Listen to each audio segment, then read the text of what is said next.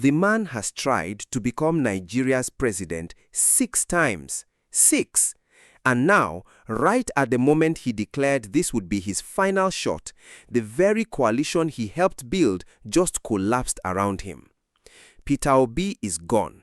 Kwankwaso is gone. House of Assembly members are defecting by the week, and the party platform Atiku was supposed to ride to Aso Rock in 2027 is now drowning in court cases, internal fighting, and allegations that Atiku himself pushed his strongest allies out. So here's the real question nobody is asking. Is Atiku's presidential dream finally over, or is there still a path that none of his critics are seeing? Stay with me, because this one gets complicated in ways that most people haven't fully tracked yet. Before we go deeper, if you're just finding Naijanewsfeed, welcome. This channel exists to break down what is really happening in Nigerian politics without the noise and without the spin. If that's what you've been looking for, hit subscribe right now. It is literally the only way you can help me keep doing this work at the level you deserve. Subscribe and turn on notifications and stay with me because this one gets very interesting. Let me take you back to where this all started, because to understand where Atiku is today, you need to understand the bet he made. In 2023, Atiku ran under the PDP banner as their presidential candidate. He lost to Bola Tinubu, scoring roughly 6.98 million votes against Tinubu's 8.79 million. What made it worse was that Peter Obi, running separately under the Labour Party, got 6.1 million votes on his own. The political maths were screaming at everyone. The opposition was too split to win. After that humiliation, something unusual happened. Instead of everyone going back to their corners, Nigeria's major opposition figures started talking seriously about forming one unified platform to unseat Tinubu in 2027. In March 2025, Atiku left the PDP, a party he had been in and out of for decades, and began building what became the African Democratic Congress Coalition, shortened to ADC. Former Senate President David Mark came in. Former Governors Rotimi Amaechi and Kayode Fayemi came in. Then, crucially, Peter Obi and Rabiu Kwankwaso joined in mid-2025 and early 2026, making this the most formidable-looking opposition coalition Nigeria had seen in years. The idea was straightforward: unite behind one candidate, one platform, unseat Tinubu. But then came the trigger event. On May 3, 2026, that is about 2 weeks from now, Peter Obi and Rabiu Kwankwaso walked out of the ADC entirely and joined a rival party, the Nigeria Democratic Congress, NDC. They were presented with membership cards. The coalition that was supposed to be Nigeria's best shot at opposition unity had just publicly fractured less than 1 year before the 2027 election. Here's what makes this moment extraordinary. The ADC's own presidential primary is scheduled for May 23, 2026. That is about 2 weeks from now. These men left just before the finish line. That tells you everything about how poisoned things got inside that party. Now, what exactly broke down inside the ADC? Because this is not just about personalities. There were legal and structural problems that made this collapse almost inevitable. The ADC was originally founded in 2005. When the new coalition of opposition heavyweights moved in 2025, there was an immediate leadership question. Who actually controls the party? Ralph Newsom, the party's founder and original national chairman, resigned along with the National Working Committee. David Mark was installed to lead an interim structure. That should have been clean. It wasn't. A deputy national chairman named Nafiu Bala challenged the interim arrangement, saying he never resigned and that by the party's own constitution, he should have automatically assumed chairmanship. That single dispute created 2 rival factions, both claiming to control the ADC. The case went to the Supreme Court. The Supreme Court recognized the David Mark-led structure, but here is the critical part. It remitted the leadership dispute back to the lower courts, meaning the legal fight wasn't over. This created a situation where the party could hold a convention and plan a primary, but the legitimacy of everything done under that leadership remained legally contestable. Political analysts described this Supreme Court outcome as essentially a legal trap, the kind of institutional gray area that makes running a credible presidential primary almost impossible, because anything produced by that primary could be challenged in court before the election. On top of that, a federal high court ruling delegitimized the party's recent convention entirely. So now, you have a party trying to produce a presidential candidate for 2027 with its own convention under question, its leadership in ongoing litigation, and its biggest names walking out the door. This is the institutional mess Atiku is still choosing to stay inside. Now let's talk about what really happened inside the ADC. Because there are two versions of this story, and both tell you something true. Version 1, the Atiku critics version. According to a House of Representatives member from Nnewi, Uzokwe, who spoke on Channels Television's Politics Today, Atiku's people made one thing clear inside the ADC. The coalition was formed in his house. ADC is his party. Nobody will tell him anything.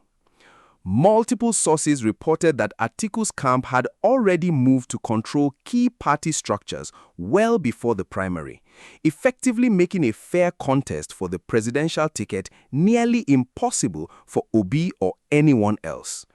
The accusation is that money politics took over, that it was never a coalition of equals, but a vehicle for Atiku's 7th presidential attempt.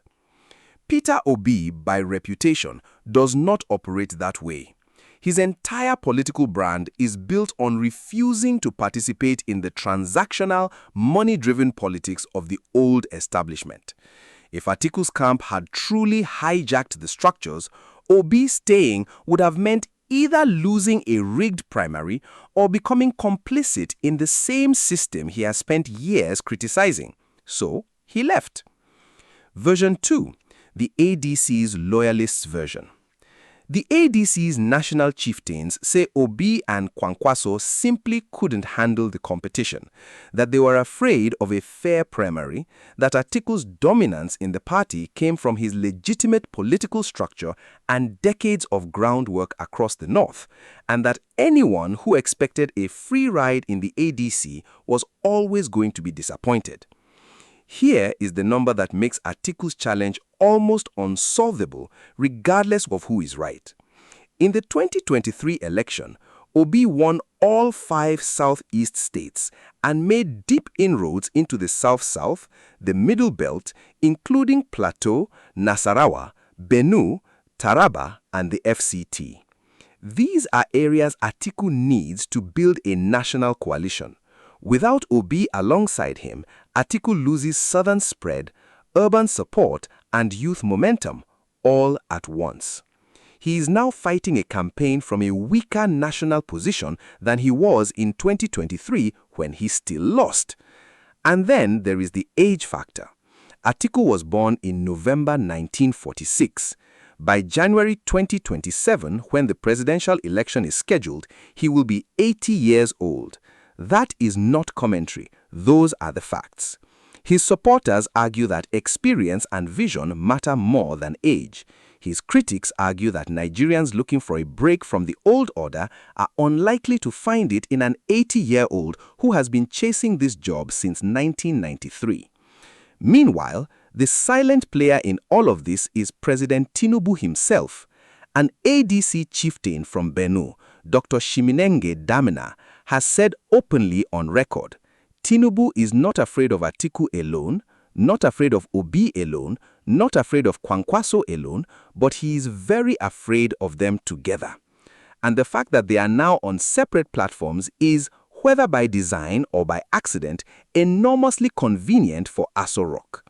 Now, if what I just laid out surprises you, drop a comment below. I want to know your take before we get to the part that changes the whole picture.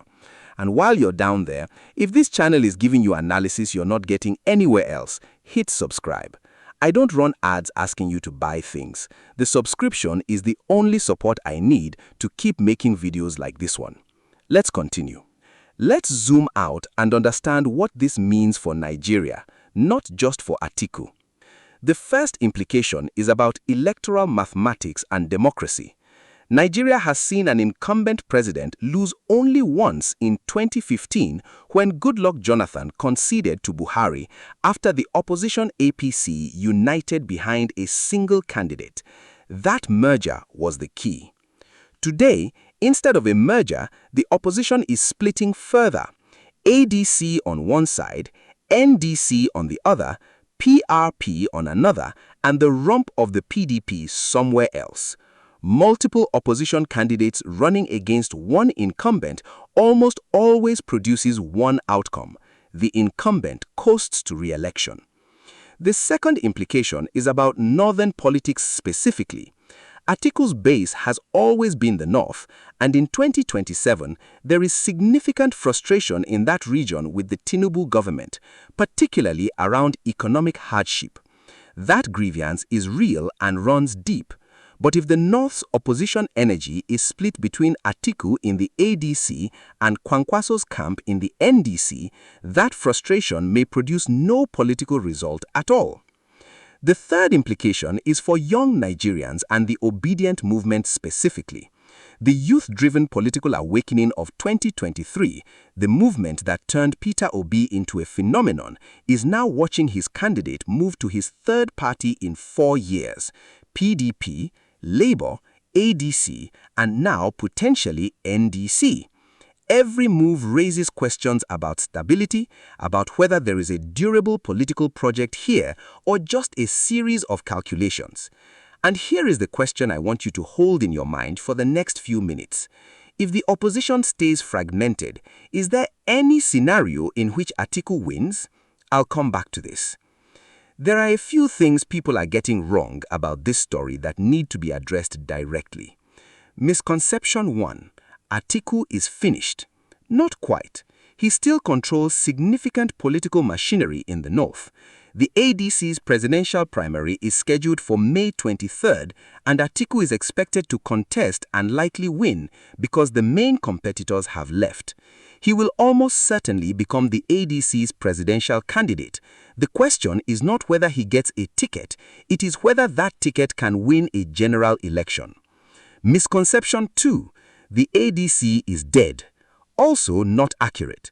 It still has structure, still has David Mark's leadership. Here's what to watch for in the coming weeks and months.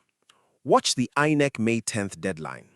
The Independent National Electoral Commission has set May 10th as the deadline for parties to submit membership registers. How many members officially migrate from ADC to NDC will tell you how serious this split really is at the grassroots. Watch the ADC primary on May 23rd. If Atiku contests and wins unopposed, or nearly so, it confirms he has the ticket, but highlights that his main rivals have abandoned the platform. Watch whether a coalition agreement is negotiated between ADC and NDC. Buba Galadima, a senior NDC figure and former ally of Atiku, has been publicly pressuring Atiku to join the NDC for unity. Atiku has firmly refused, calling NDC's approach fake news. If that position holds, the opposition goes into 2027 fragmented. Best case scenario for Atiku: an 11th hour coalition deal brings ADC and NDC together behind a joint ticket, possibly with Atiku stepping down in favor of a younger consensus candidate or Obi accepting a running mate role. This is unlikely but not impossible. Nigerian politics has produced stranger reversals. Worst case scenario for Atiku: he wins the ADC primary, contests the 2027 election as the candidate of a weekend party, splits the northern vote with Kwankwaso's faction, fails to penetrate the south without Obi, and Tinubu wins re-election comfortably. Atiku ends his political career having never achieved the one thing he has spent his entire adult life pursuing. So, back to the question I asked earlier. Is there any scenario in which Atiku wins? Yes, but only if the opposition unites, and right now the people who need to unite are the ones publicly calling each other's platforms unstable. The window is narrow and it is closing fast. Let me bring this home.